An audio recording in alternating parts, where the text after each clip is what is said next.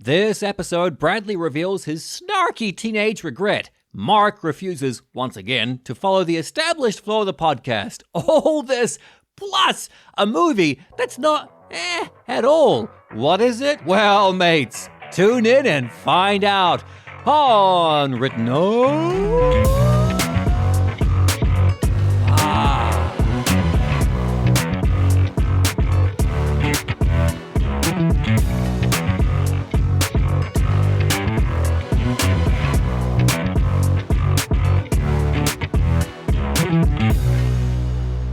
Welcome, mates. It's that time. I don't know what time it is. I don't know what you're doing. You could be having breakfast. You could be driving your car. You could be doing anything. But right now, you're listening to us, and we're very happy for it. This is Written Off, a show all about movies and us talking about how they could have been better. In our infinite wisdom. And our infinite egos, we deign more successful human beings who have money and fame, and we're like, oi, you, nah, not having it. Isn't that good? No, that wasn't the best, no. Oi, Huey, Homelander, done bollocks me wife, and he run off with my kid. Now I'm gonna fix him up good. I am. Saw an interview, well, I didn't actually bother watching it, but Guy Ritchie was talking about Snatch. So Guy Ritchie famously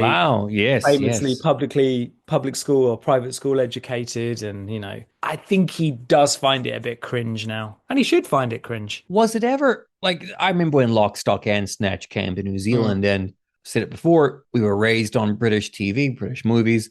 So that way of speaking, that life wasn't anything new to us. I imagine to Americans watching it, it was like, whoa, what the fuck? For us, it's like, but it was very much enjoyed. I wonder what it was like actually in Britain. Yeah, they were popular, zeitgeisty for probably a couple of years. But it's like anything that's bright, shines very brightly, or is very, you know, in the ether for a bit, and no one talks about it again. I think probably people my age have a fondness for it due to when it came out, or maybe people a little bit younger than me. But, oh God, it's almost, well, for me personally, it's almost unwatchable now. So what have we been doing? What have we been watching? Gene Hackman. I saw a very good, no, actually, to be fair, I didn't think it was a very good article, but the title was really good, by the very famous film essayist David Thompson, who wrote in The Guardian, "He let us hate him. Gene Hackman had a rare power. He didn't need to be liked." And I think that is a very interesting and true thing to say about the man. I saw a couple of interviews in recent times about how difficult he was and could be. And that's obvious to anyone who's watched anything he's done. But on screen, he doesn't give a shit. You like him or you don't like him. And he's not, you know, you said it and we exchanged a couple of messages. I would like to think there'd be a place for someone like that in modern cinema, but he certainly wouldn't be top of the bill, would he? He certainly wouldn't be. He'd be in it, maybe someone like Michael Shannon, someone like that. He'd be in it. But to be the lead, to be the person carrying these films through, I watched Mississippi Burning. I'm going to watch that this weekend, actually, yeah. It's a film that wouldn't be made in that way now. A lot of backlash from civil rights leaders. I mean, you can get into the whole discussion of, well, it's only kind of a fable or a fairy tale version of real events. I don't think it ever really tries to say this is what's happening, this is what's happened. Pushing that aside, like his performance in that, I mean, his performance in anything, really. In a lot of his films, we talked about, you know, Enemy of the State, or he's generally unlikable, but not in a pick-me unlikable way. It's a very particular brand of unlikable. In Mississippi Burning, he deliberately goes out and tries to shag that bloke's wife. Yes, we find out later the bloke's not very nice, but he doesn't even know that when he first starts. He's like, nah, doing that. And the way he treats his partner in the investigation is pretty horrible. He basically becomes a vigilante, nasty, you know. He's really not doing anything that you're supposed to do, doesn't give a shit, but he's proven right in his actions. And it's just a very fascinating, just, again, people have spoken more eloquently, and they obviously will speak more eloquently about him, but just a dying breed, unfortunately, now are probably gone. I don't think we'll ever see anyone like him again. I think we'll circle back. The 70s, especially 70 to 75, are known for films from America that are quite anti-establishment, counterculture, and kind of poke the bear. But I think we'll see that again. And because of that, we will see actors coming through that will be kind of leading that. And then, well, as we saw with Hackman, eventually they will graduate to, studio fare, but they'll always be unique. People who are edgy, and I mean edgy in a true, there's a darkness in them. Someone that I really did enjoy, and I'm not sure I'll get to enjoy much more, is Jonathan Majors. I think as an actor, he has a handsome guy, but he has an obvious darkness in him. And you look at Gene Hackman, and there's a darkness in there, and there's a story in there, and obviously he went through a lot in his life and saw a lot in his life. I don't know where I'm going with this, because there is an argument. Obviously, people that do horrible things in their private life, and again, we're back to this again, this very familiar topic. I don't think we can ever No. let this go. I think it's for you and me, we've got actors, musicians, people that we gravitate to that we do not like the man or woman. Like, I'm pretty sure if I met Gene Hackman in his prime, he would absolutely fucking terrify me. In fact, point of fact, Avery Brooks, an actor that I treasure, I did meet him in real life, and he fucking terrified me. And he made me feel small and stupid. And I'll always remember that. So that's a weird moment where I can say I've met the artist. He was a dick. However, his art is something else. And it's the reason why I can look at the Shia LaBeoufs and the Gibsons and be like, yeah, I just don't have the words to describe what kind of human being you are. Yeah. But what the art you've brought, or at least no, because I mean, can't fucking get it out, can't get the words out. Yeah, it's tough to articulate for the people who we recognize that danger, and it is charismatic. And anyone who, I mean, there's a reason why, people, women, cliche, but women write letters to dangerous criminals because, they sit in prison and they get sent, explicit photos. I don't know if that still happens, but you know what I mean? Because there is a danger, and there's a powerful charisma in people that are like that. Not accusing Gene Hackman of being a criminal, but there's Yeah. So anyway, all that to say, yeah, I agree with what you say, but yeah, someone like Hackman, where would they even come from? I mean, I tend to think in England they come about more because they'll go through the theatre. Yes. If anyone's been to a theatre in England, you'll see all kinds of people on the stage, and thankfully a lot of them will go on to do TV and film. In America, I mean, there is a theatre scene, of course. It's just not quite the same. So I don't know. Maybe I'll be proven wrong. Maybe people are shouting at me right now, saying, "Yeah, but what about so and so?" Yeah, mates, let us know. I'm racking my brain trying to think of someone. And yeah, Mark, you mentioned Michael Shannon. I can see that. But I think Hackman was lucky because he started in his late 30s, mid 30s, right? Yeah. Yeah, So he already had that face and that voice. It's not like we have movies of Hackman when he was 12. Yeah, I can't imagine that. Yeah. But that does help his mystique, and it helps the cementing of who he is. For my opinion, the only other actor that I consider to have the same menacing quietness, like Hackman could just sit and look and then speak. The editor, the director, the cameraman would stay on him, and that would actually stay in the final cut. You could make a compilation of bits of Hackman doing something without speaking, more so than other actors, because his presence holds the scene. And I think the only other actor who could do that is, funnily enough, Roy Scheider. Mm-hmm. And they're both in The French Connection. Another one who has unfortunately disappeared off the face of earth, Kevin Spacey, is someone who I'd say he holds silence very well. He holds silence very well. But I know what you mean. I know exactly what you mean. I think whatever he's done, and the way he is now, I mean, I don't know whether to feel sorry for him. I don't know how to feel about him. But, as a young man, I'm sure a lot of people our age saw Spacey in anything he was in. And it was, an extraordinary presence. Anyway, and how about yourself, Brad? I'm sorry. What have you enjoyed? I actually watched the original. It's weird to say that. The original Jumanji with my boys. What a delight. A perfect film for them to watch. Something that is blockbustery with the special effects, with the broadness, with the Alan Silvestri music, and of course, the legendary Robin Williams. Wow. But what struck me as interesting, it was such a representation of filmmaking in that era. But then so are the newer Jumanji films with Jack Black and The Rock. And it's interesting how if you watch the original Jumanji and then you watch the reboot, the requel of Jumanji, they're very indicative of the period that they were made in. A story that is like, well, here's how it was in the 90s, and here's how it is in the 2020s or whatever. I think those remakes have value for exactly that reason, because you get to see, right, so that's what it was and this is how it is. And here's Robin Williams and a big practical set. yeah, I know. I love the crocodile and yeah. Yeah, with the practical effects, the wind up to the set piece, jump forward to the recent Jumanji films with The Rock, and here's a massive CGI set piece and a massive action sequence, clearly supported by wires and CG additions. We see it how we see it for obvious reasons, but I'd be curious, especially your eldest, if you were able to show like back to back, maybe in a couple of years, if you're able to say, right, you remember that film we saw? Can we watch? What I want to do is I want to show you the updated version, and just like, because he's soon going to be in a position to, from his generational viewpoint, say, okay, I like this one. And you may well say, oh, I like this funnier. The new one is funnier, or I don't know. I'd be very curious. Moving on.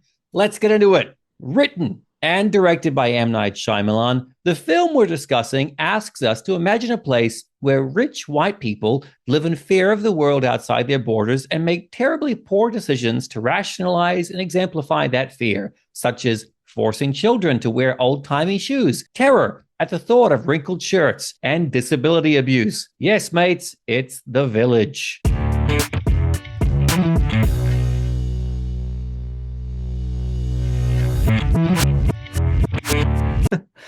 Yeah, the portrayal of disability is not the best, is it? Yeah. Yeah, curious.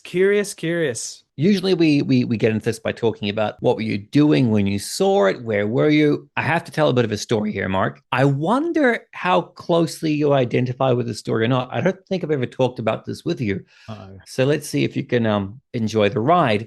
So when this movie came out, I was in my 20s. I was in New Zealand, and I was riding that Shyamalan train like everybody else. Yeah. Although I should say I didn't take to Unbreakable. I saw it once when it came out. I've never seen it since, and I don't really want to. Now, like most around this time, I was blown away by The Sixth Sense. No, I didn't see the plot twist coming, but fuck it, I don't care, because that movie still works. When you rewatch it, you know what's happening, but it all links up beautifully. I would say it's even more rewarding knowing what's about to occur. That movie doesn't hinge on the twist. It's only painted more deeply by it. Yeah.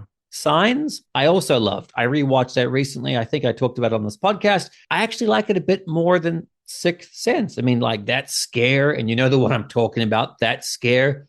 Oof. Anyway, so I was primed for The Village. Now, around this time, I was a nut for Ain't It Cool News. Right. There we go. I got a knowing kind of nod and a shrug from Mark. So I checked that site daily. I can imagine. Whenever I opened the internet, I went straight to Ain't It Cool News. You know, I love the contributors like Eric Vespi. Now, Mark, the script for The Village leaked early. Did it? Yeah, about 6 months beforehand, it was on the site. Okay, not the total script, but a detailed explanation of the twist. Really? Now, you can imagine it, a chat room or a talkback, as it was called back then, snarky movie nerds all salivating at the thought of Shyamalan, this fucking wonder guy who could direct and write these massive successes. You know, he'd finally tripped up. We fucking descended upon that twist like fucking hyenas, all shrieking and whooping like, look at this twist. Oh my God, this woman's never seen a bulldozer. What the fuck? Oh, he's completely shit the bed. We ate it up. My buddies and I went into this movie with teethy smirks and dripping disdain. We walked into that cinema being like, I'm going to fucking have you. Teethy smirks and what? I'm going to write that down in case I ever need Dripping disdain. Teethy smirks and dripping disdain. That's a good name for something, isn't it? I'm writing it down. Yeah. Now, looking back on it, no, I'm not proud of it. I mean, I wanted to tear down a guy who had done nothing but bring me quality entertainment. Yeah. I thought he was arrogant. I thought he had had it too easy. I thought he had the Midas touch and didn't deserve it. You know, I thought a lot of fucking stupid things. And watching The Village for the first time, I kind of shuffled in my seat and I shook my head in self affirmed stupidity. So, all of this to say, when I watched The Village the first time, that was who I was. That Yeah, was yeah. what I was thinking. And when I came out of that movie, I was like, he's fucked. He's absolutely fucked. He's gone. He's done. What a stupid piece of shit. Oh. Burn that fucker to the ground. So that was me. How about you? Um, in a more muted way, I can understand what you mean. I think British culture in particular has a horrible I remember always used to teach this or tell people about this in the places where we've lived. We love a good backlash. We love a he's got too big for his boots. Well, I think we got that from you, actually. Yeah, Yeah. sorry about that. It's something I've tried to get away from as I've got older. The Guardian newspaper, which I sadly still read, go down to the comments section and anything that I enjoy, there'll be people down there going, yeah, but it's, it's just a rip-off of Goddard, isn't it? God, don't you remember that album that was released by the Beta Band in 1983 that didn't actually come out, but it's a bootleg? There's always going to be people who do that. I think when you're young, maybe it's sort of something competitive in you that you still believe Mm. you're going to go on and do things. And when you are, right, well, you are still trying, Brad. God love you. But most of us, when we get to this age, we've long given up, or we probably have got to the point where we can stand back and admire. But I wouldn't completely disagree. I think it's a bit sad now because he did have those three films that relied on these blockbuster twists. And it was interesting watching it again yesterday because I was trying just to watch it as a film as a whole. I'll be honest, I found it very boring. I think the acting's very good, actually, apart from perhaps Adrian Brody's given a horrible role. But I think the acting's very interesting and the setting is something I eat it up. I love that. The Witch, Children of the Corn, White Ribbon by Haneke. I love that kind of isolated. It's my thing. Midsummer, it's my thing. But all that to say, we'll get into that in a minute. But yeah, I'm not quite with you, but I am kind of with you in when I first saw it. I did take a kind of slightly evil delight in the fact that it just didn't feel like it worked. And we'll talk about whether we think it works now or not. But the spine tingling twist is still something I love, and I'll never not like it. Usual suspects. Even now, we talked about Spacey earlier. Even now, when he straightens his foot, when the score kicks in, and there's nothing like it. It's a visceral thrill, and you can't deny it. But it's bloody hard to pull off. It's really hard to pull off without then, in retrospect, souring your whole film. As you said, Sixth Sense is really, really rewatchable. Again, partly because of the amazing acting. Yeah, all that to say, I understand where you're coming from. I wasn't really an ain't it cool news boy, but I do understand. And I think those people morphed into something even more terrifying. Thankfully, you grew out of it. I do miss it though. I never ever typed anything in the toolbacks. I never even checked the toolbacks. I was just there for the articles. It says the guy, I read Playboy for the articles. No one fucking reads Playboy anymore. That's an outdated joke. No, I don't think they But do. like, It's still there though, isn't it? Ain't it cool news? well, after what happened with Harry Knowles, I never clicked back. That was of a time, and I will not touch it. So, what does work actually?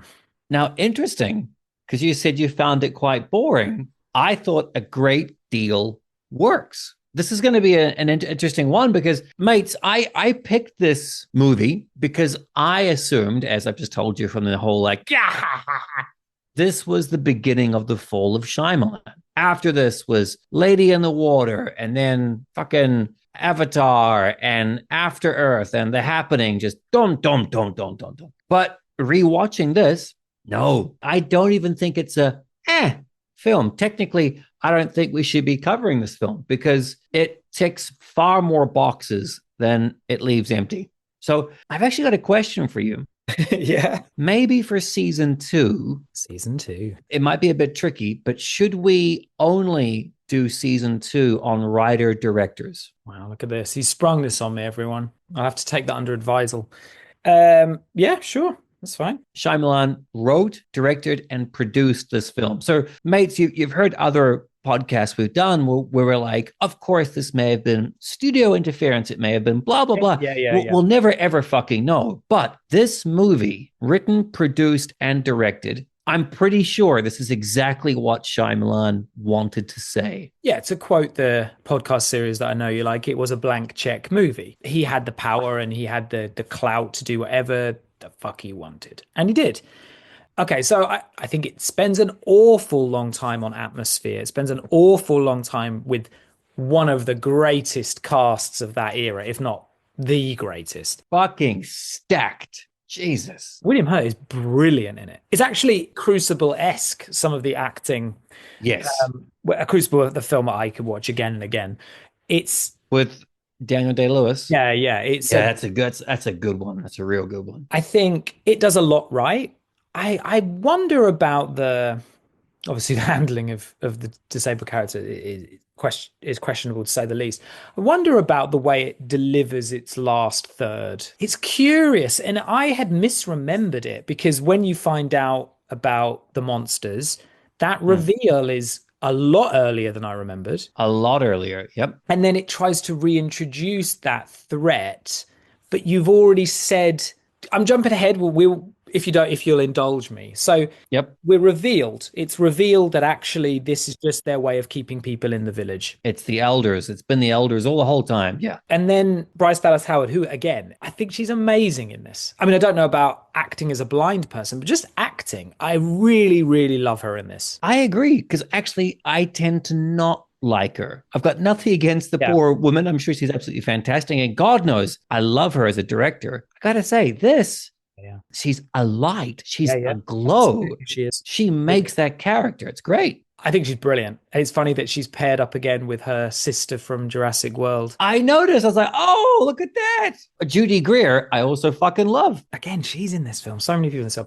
Anyway, so I'm cutting ahead, obviously, here. But we get that reveal, and then Bryce is on her own. And then we're supposed to feel scared by the emergence of this. But we know that we've already been told it's not anything. So he kind of has his cake and eats it there. And he tries to get away with it by having William Hurt deliver a line over the top, which is, I was a history teacher and there were actually things in the woods, or I believed there were actually things. There's some line to that effect. It's too late though. And also it doesn't really need it. It doesn't need to be there. He's a little bit too much in love, or maybe he feels he has to still have, because the tension in the first half of the film, there's that brilliant shot of the monster coming into the side of the frame. I'm doing it with my hand. Brad can see it. And you only get a glimpse.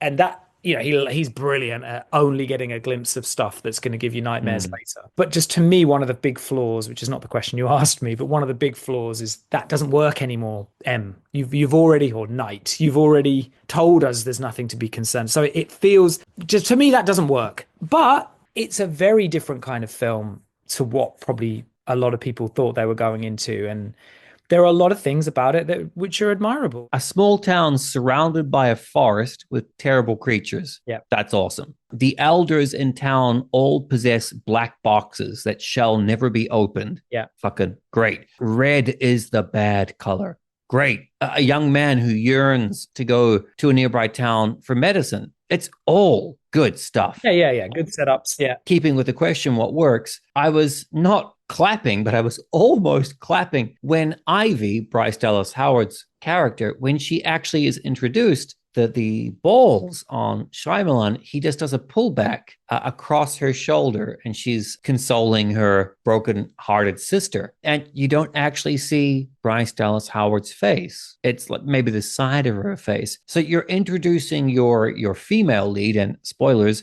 your actual proper lead.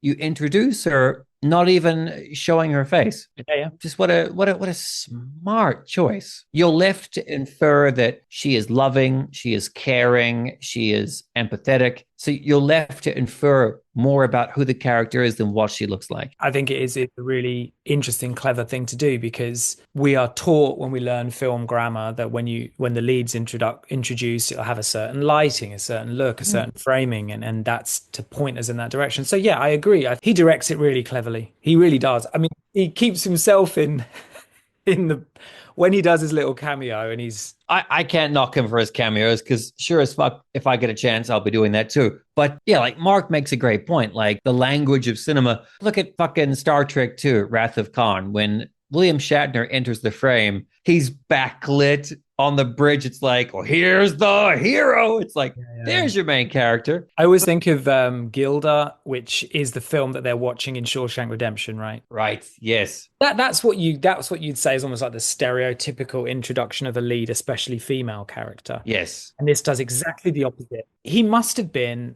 beloved by his actors. He must have been because he gets fantastic performances out of everyone. Everyone. In those first four films he did, let's just stick to those like up to the village. The four big films. I mean, I know he made films in India before, but even Paul Giamatti in Lady in the Water. I mean, we'd seen Paul Giamatti in many other movies, but that was his, I suppose, at the time, his biggest mainstream leading man role. Yeah. And he excels. And that's where you watch a film like The Happening and you think this has basically fallen down for that reason, is you just didn't have the caliber of actors that you've had I mean, there are other reasons it falls down, but really a major reason is that the acting is just not up to it. So yep, his directing is really knowing and clever, and obviously the score, the score and cinematography are also excellent. What does work right off the bat? This film sets everything up very quickly. Within 3 minutes, the rules of the forest are made very, very clear. Those they do not speak of have already been mentioned. I think you maybe even hear the grumbly, growly noises from the forest. I mean, here's your setting. Here are your townsfolk. Don't fucking go in the forest. Yeah. That's great because you are right. It does take a long time before like the creepiness or the scary stuff. And we'll talk about that soon as well. It does take its time before that happens.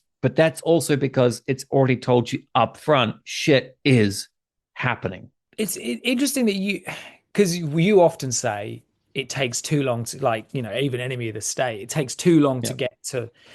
This takes a very long time, and it spends a very long time with these characters. And I think it does that for good reasons. And I don't particularly mind that. I'm not really that fussed. I think it does feel, when you're watching it, the last third on a rewatch, a bit ham-fisted. That's probably a bit strong, but I think maybe, I don't know. I think he tries a bit too much at the end. He tries to like, and then there's this, and now they're looking at the photograph. See, and now look over here. And I think all of those come in an order and in a sequence that for me doesn't quite work. And maybe it's because we've had 50 minutes of very steady world building, character building. So to me, that last bit falls a bit flat. That's just my feeling on it. I will say there's a funeral right at the beginning with the amazing Brendan Gleeson, crying his eyes out. On that tombstone, straight up says it's the end of the 1897. Yeah. Yes. Who's that for the benefit of? Because if you've brought up a bunch of children, they won't know what that means, will they? And obviously how does he, from a practical point of view, how do you teach history to the kids if the kids don't know where in the timeline they are? I suppose he just felt it was more practical just to say, right, I know this era really well, so we'll just say we're in this era now. Well, William Hurt's character, Edward, is a history teacher, right? So if you had a bunch of school kids and you're teaching them history, like let's say you taught them World War II, you taught them about colonization, you taught them about shit like that. That's all valid history points, but there's going to be a point where it's present and it's past. And by having it 1897 tells the kids, and it kind of cements them in the time zone that they are in. Yeah, which I find really quite, as a concept, quite interesting. Like it's a bit too late now with you and your boys, but like, let's imagine you convince. Interesting when you see that at the beginning. And to me, it's like almost a bit obvious, like to the audience. It's that era, it's that era, it's that era. Remember that. And it's whatever. I wrote down that note for the exact same reason you just mentioned, but then I thought about it. I was like, well, so much of this movie is about the children, about the next generation. Yeah. But then where it kind of runs into itself is this a movie about the kids or the elders? Yeah. You can have it both ways, but this movie doesn't seem to want to know which way it wants to go. Yeah. And that 1897 is actually a clear hint. Like, that is there for the elders to do their job. It's not there for them. Where did they get their food from, by the way? I mean, it's not either here nor there, but I don't really Yeah. see much agriculture. Like I wonder a little bit. And also, well, we'll get to it later. Maybe it's a bit of a Yeah. flaw, but right, go on, Bryce, go and get the medicine from the town. It's like, well, The towns.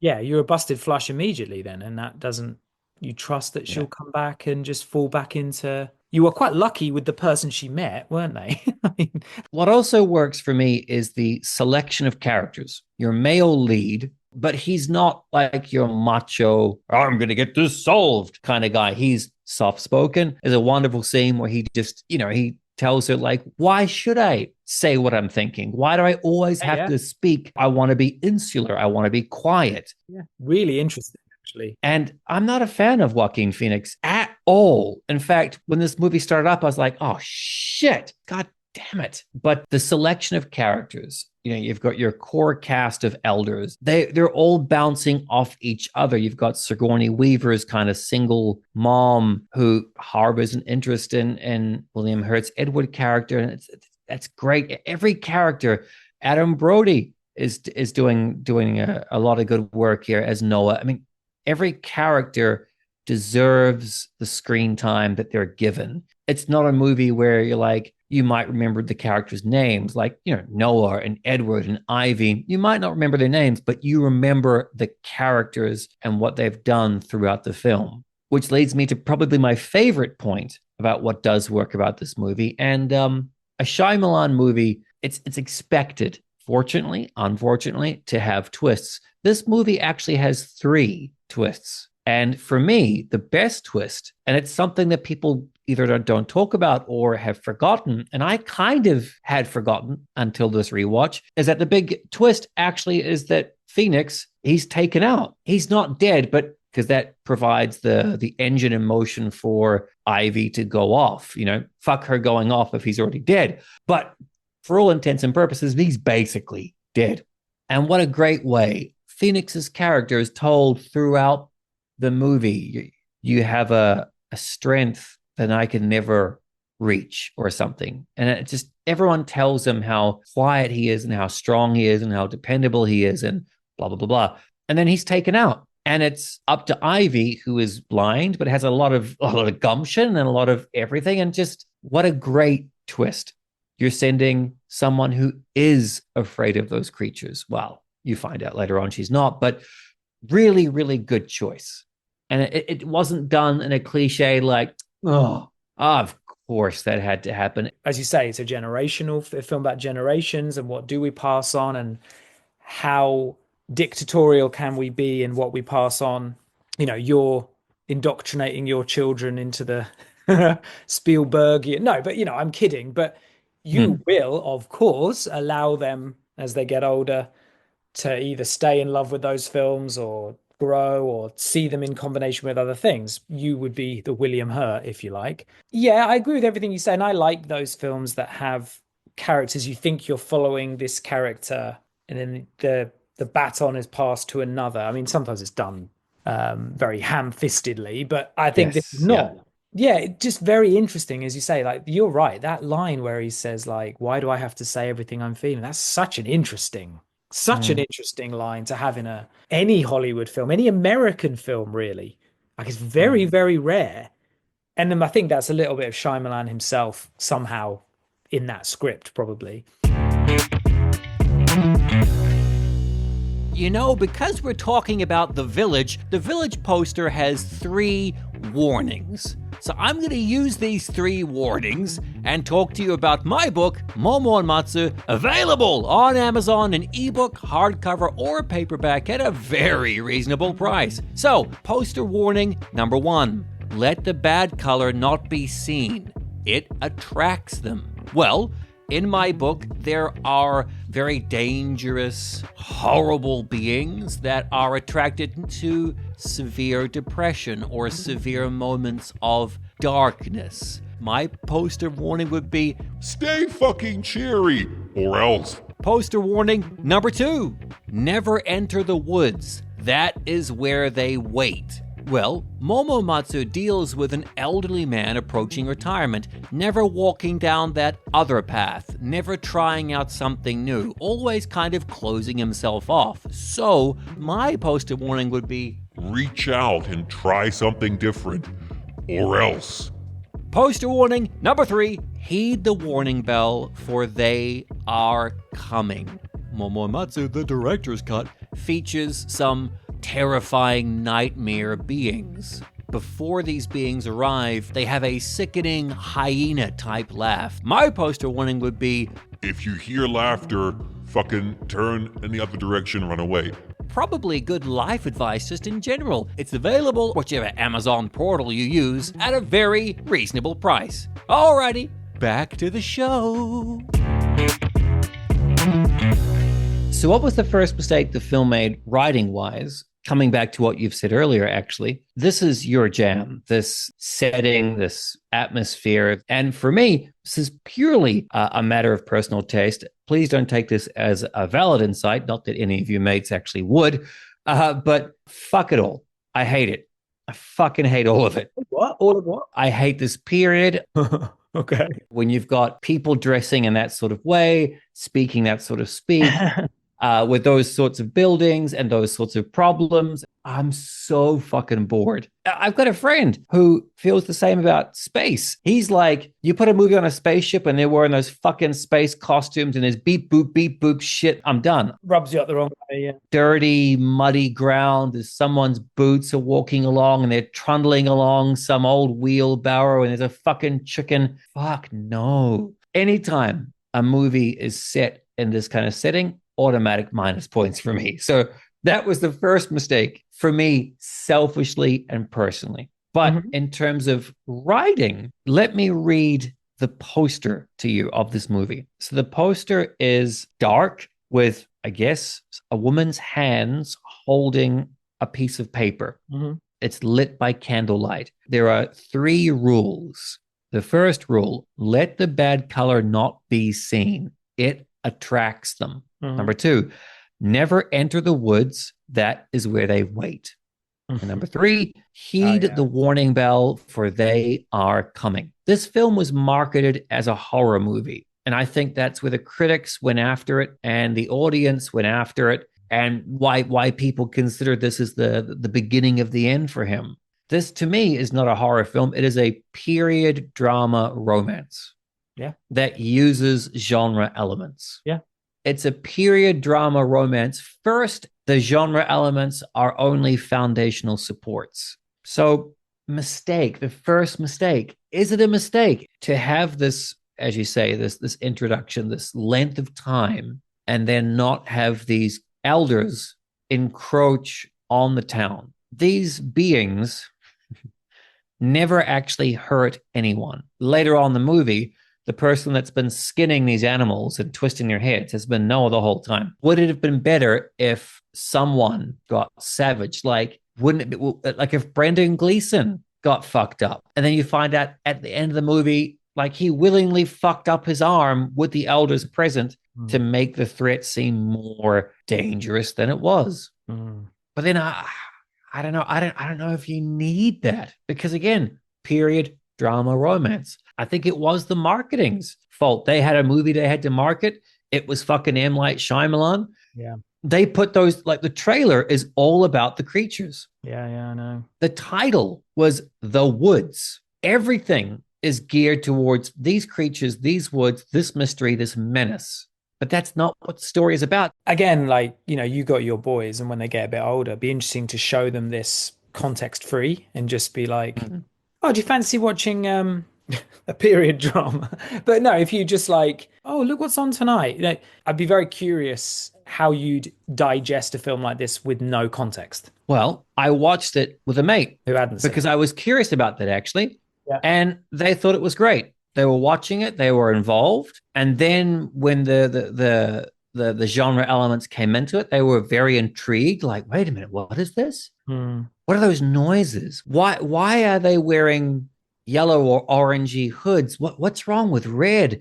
The soupçon, the little kind of sampling of genre elements were enough to keep them baited, whilst the rest of the movie they were just really enjoying. I asked them at the end, what'd you think? And they're like, it was a good little movie. And I said, why did you say little? Because it's just about a bunch of people. Yeah.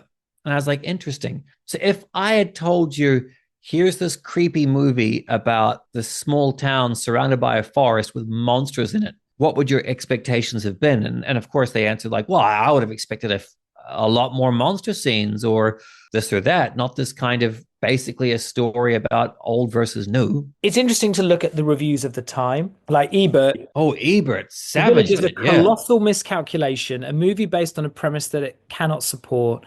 A premise so transparent it would be laughable were the movie not so deadly solemn. To call the ending an anticlimax would be an insult, not only to climaxes, but to prefixes. Yikes.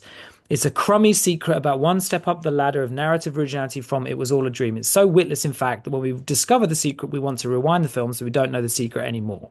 I think that review is largely prejudiced by expectation of twist. As I say, I don't think he delivers the twist very well. Just my feeling. I think the last third, I'd even say the last quarter, it is very much the balloon. The air's been let out the balloon. Do you know the original ending?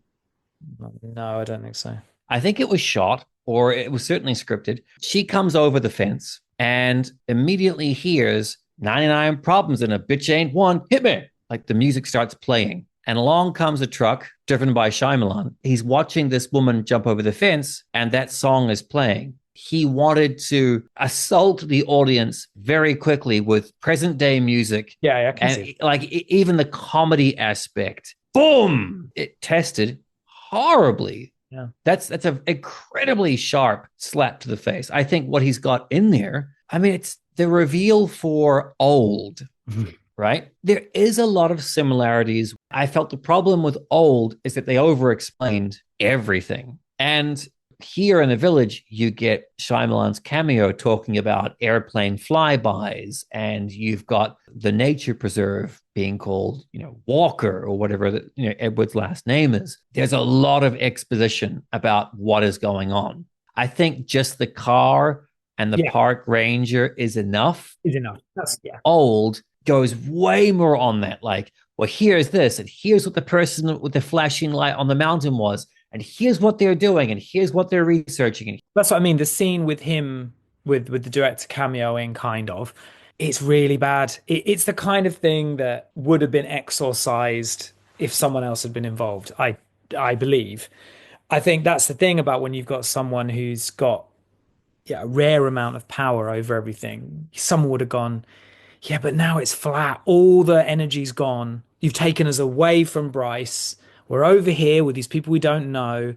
All right, we get that this, she says, I can hear kindness in your voice, or whatever she says. And then we'll go over there and do that. And if you ended it there, it might have been something like, oh, well, what? But no, and then it goes back, and then we're going to go all the way back into the village, and she's going to get there, no problem. And then deliver the medicine to the arm of whichever. I don't know whose arm that was. Definitely wasn't Joaquin Phoenix's arm. I don't mind the pure reveal of, oh, it's a road and it's modern. Like the very pure reveal is okay. But the last, it's almost like a coda. No wonder people walked out like, what? I don't know what I'm supposed to feel now. Even, as I said, the way the elders lambast William Hurt, like, you can't let her do that. You're fucking up the whole thing. And then he's like, yeah, but, young people in love, and this is why we're doing it. And you're like, is it? I felt sorry for Brendan Gleeson's character because, he just buried his kid's son. Wouldn't he be like, oh, so it's fucking okay for these fucking lovebirds to go off and get some medicine, but my dead son, nah. Yeah, it's just a bit messy. I think it needed an editor. They do start to stack up, especially in hindsight. Like, for example, sending a blind woman into the forest for medicine is just straight dumb. Yeah. It's just, no. And why can't William Hurt go with her? I'll talk about that later on, actually. Okay. Like, even if she knows the monsters aren't real, fuck that. She's still blind, walking through an area. Yeah. Even someone with sight is going to have a bit of fucking trouble going through. Yeah. You know what I always find funny about Batman? And there's a lot of funny things about Batman. In the Batcave, talking to Alfred or Robin or whoever the fuck, and he's got his cowl off. He's still talking like this. Yeah. I'm going to go have a ham on rye, and it's going to be great. And it's like, wouldn't you be like, yo, I'm going to get a ham on rye? It's the same fucking thing with these elders. They're all speaking in this archaic language, behind closed doors, wouldn't you be like, oh, Monica, shut the fuck up? You're keeping that old-timey speak up? That's a bridge too far for me. Yeah, well, again, like putting that date on the tombstone, there's a lot of things like they want to commit to it, but they don't need to. Within their own internal logic, they're just setting up a commune. Like it's just a commune with a simple ethos to it, which is what people are doing all over the world as we speak. That theatricality or that pantomime. Yeah, he's a history professor.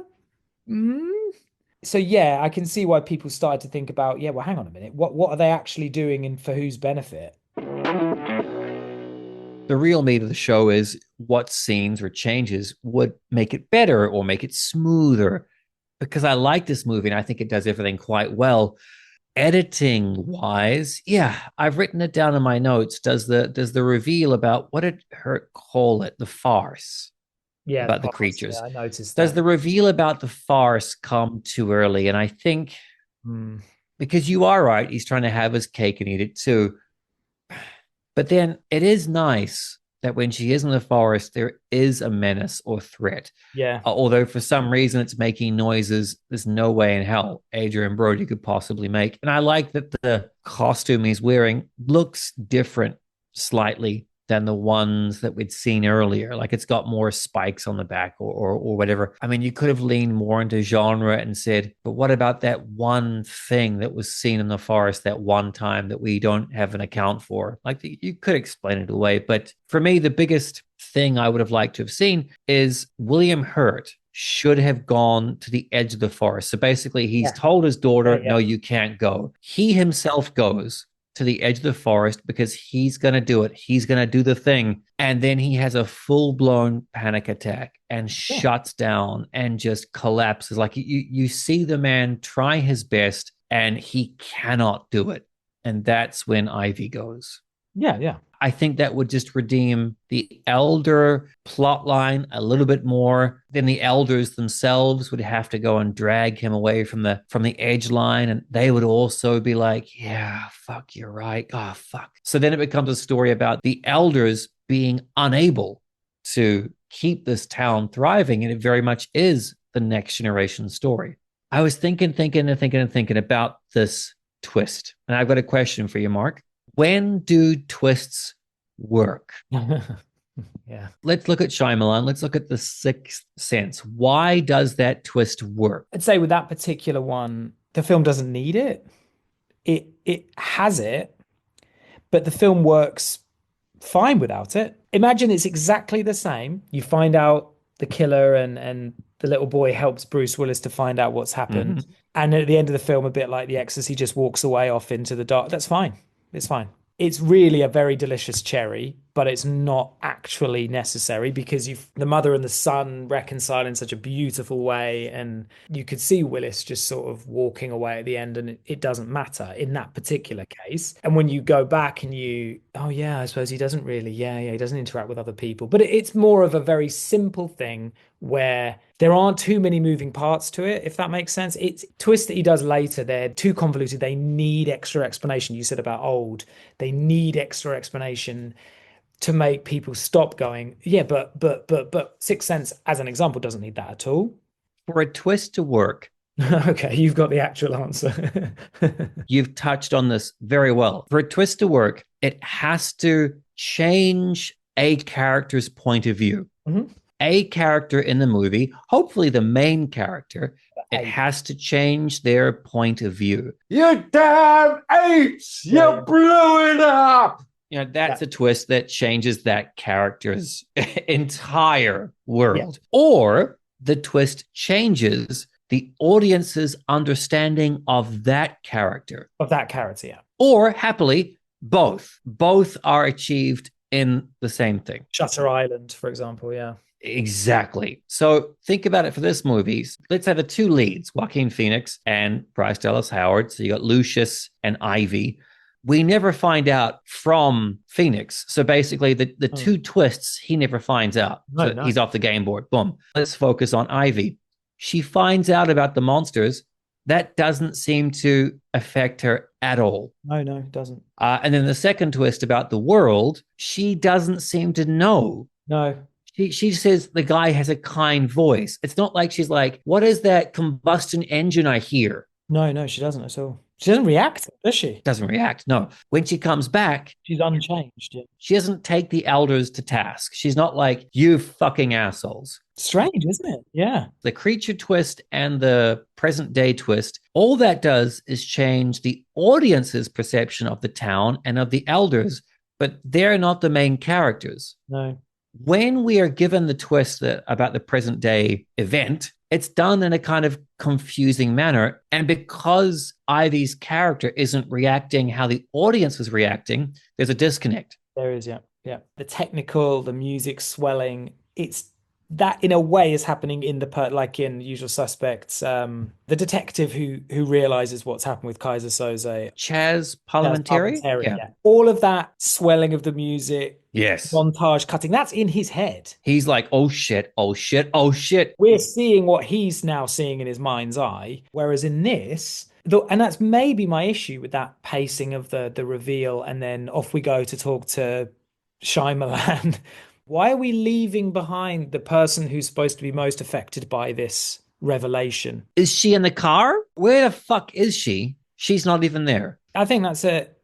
And it's surprising because he evidently had shown he knew how to do it. So it's almost like he's not really that interested in it. The reveal of the monsters that aren't monsters so early is kind of like, this isn't what this is about, guys. I suppose the real question is, does that ruin the enjoyment of the film? And for your friend, no, it doesn't.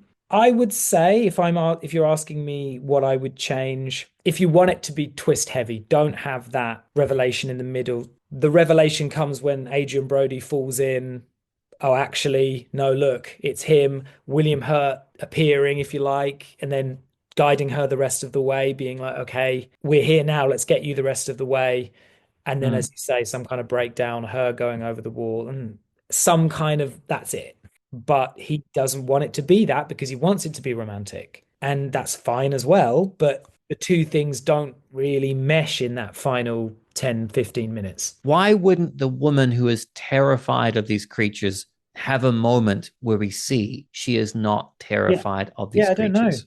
Adrian Brody hiding as one of these creatures. She says, it's not real, it's not real. Yeah, but like he still fucking charges at you. Why doesn't she just say, who is it? Fuck off, Sigourney. And she never knows it's Noah. No. It's tragic, but also, again, wouldn't that be a bit of dramatic mustard to kind of smear in there a bit? I'd say it's more of a thumbs up than a thumbs down, definitely, especially in light of the last 20 years that have come since. I mean, God, it's so much more watchable than so many things. Shyamalan has been through the ringer. I was reading a revealing Rolling Stone interview with him and stuff, and he climbed back on top of things with The Visit, and then, Trap and these other movies that he's made, cheaper, lower budget movies that he's self-funded himself, which, hey, good on him. But it's a thumbs up for me. I was very intrigued and fascinated, and I had a really good time with this. I think some of the films that we've talked about probably didn't deserve the amount of time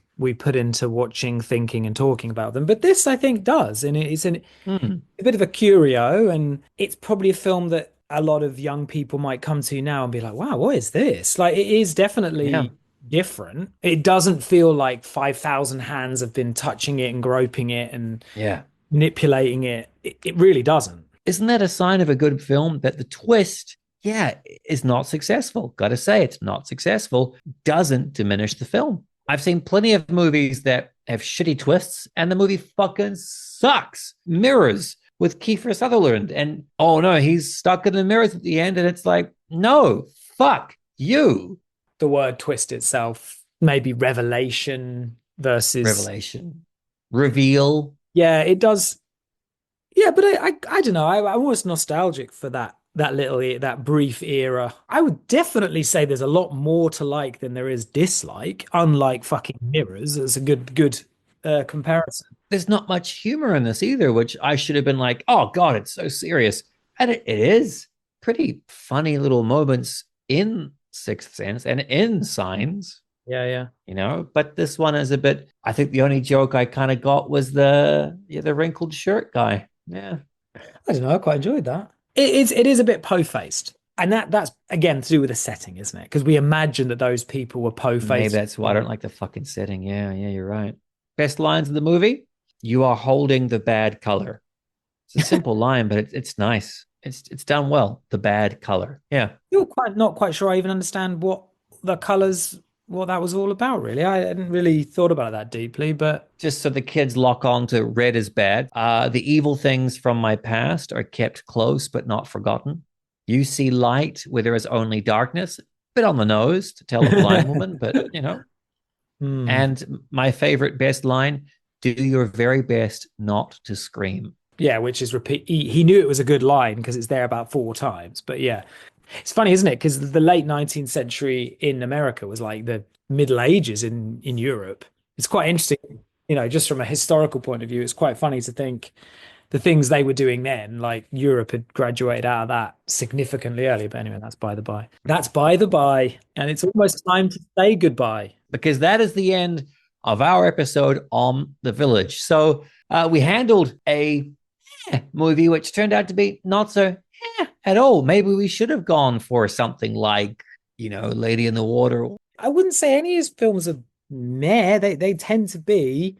He wears his heart on his sleeve. I mean, he's certainly an interesting guy. And again, if the question we did ask at one point, should this movie exist? I'm not sad any of his movie exists. I mean, apart from maybe Airbender and After Earth, but everything else, everything he's had control over feels like it deserves to exist. Thank you very much for joining us. We'll catch you next time for a movie that,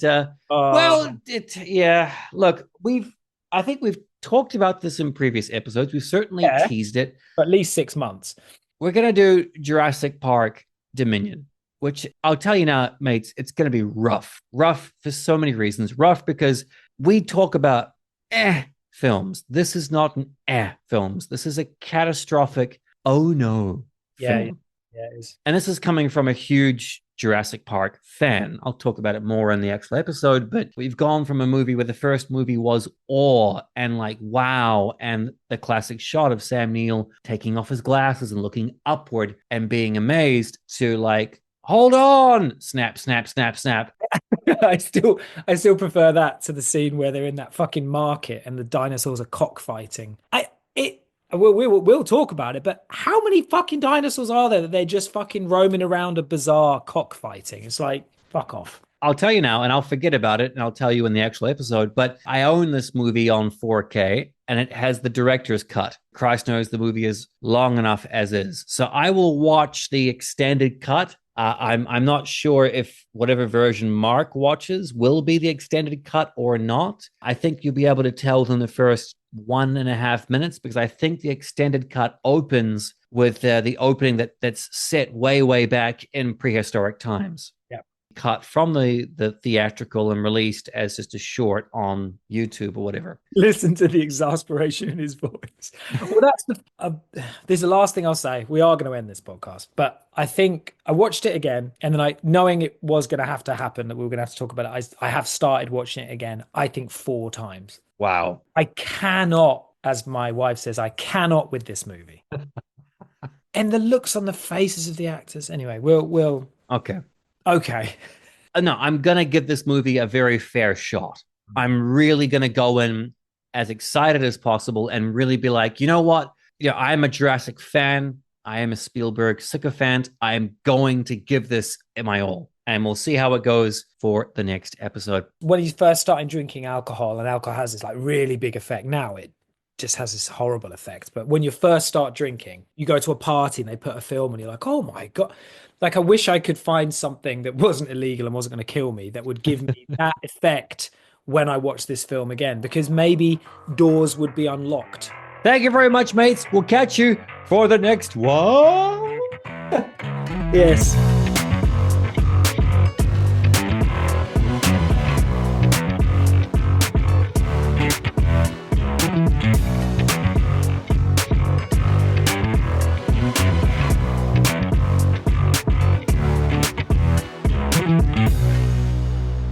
Written Off is hosted by me, Bradley Freeman, and Mark Tasker. It's produced by the both of us, and it's edited by me. Our theme music is by Skane, and our artwork is by Sketchfro. This has been a Pugnacious Podcast production.